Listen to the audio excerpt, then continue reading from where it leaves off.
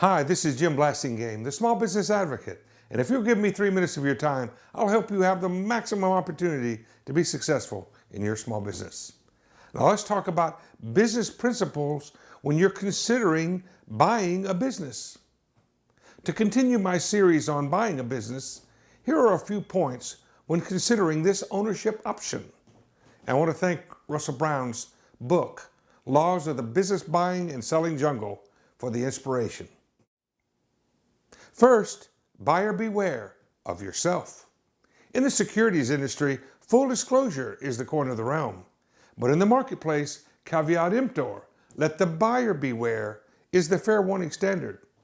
If a business seller misleads or misrepresents something, legal redress may be available.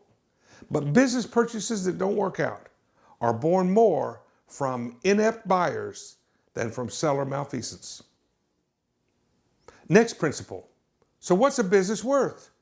Many metrics and factors are used to define the value of a business, including strategic elements outside of the empirical. But primarily, you should focus on the business's ability to generate earnings, net profits.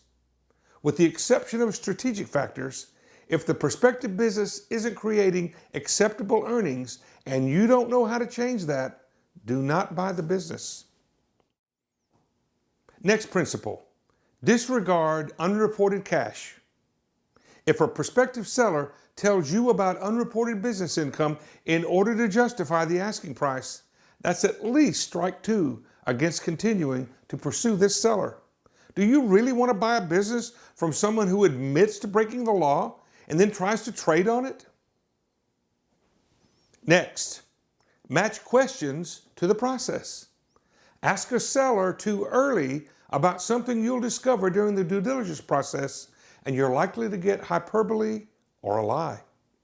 Then, when the due diligence produces the truth, you'll have an embarrassed seller and perhaps a deal that goes south. Next, beware the desperate seller. With the exception of death, illness, disability, etc., an owner desperate to sell probably has desperate circumstances.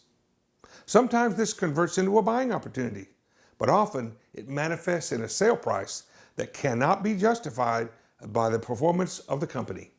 Translation, the seller needs someone to solve his financial problems, and his price is based on the extent of that problem, not on the true value of the business. And finally, don't bring lawyers in too soon. You're going to want an attorney to help you put your business acquisition together, but when lawyers are introduced to the process too soon, the chance of having a deal that won't get done is greatly increased. Lawyers are like medication. They can save your life, but they must be administered properly. Write this on a rock. When buying a business, information, orderly process, and patience are your friends.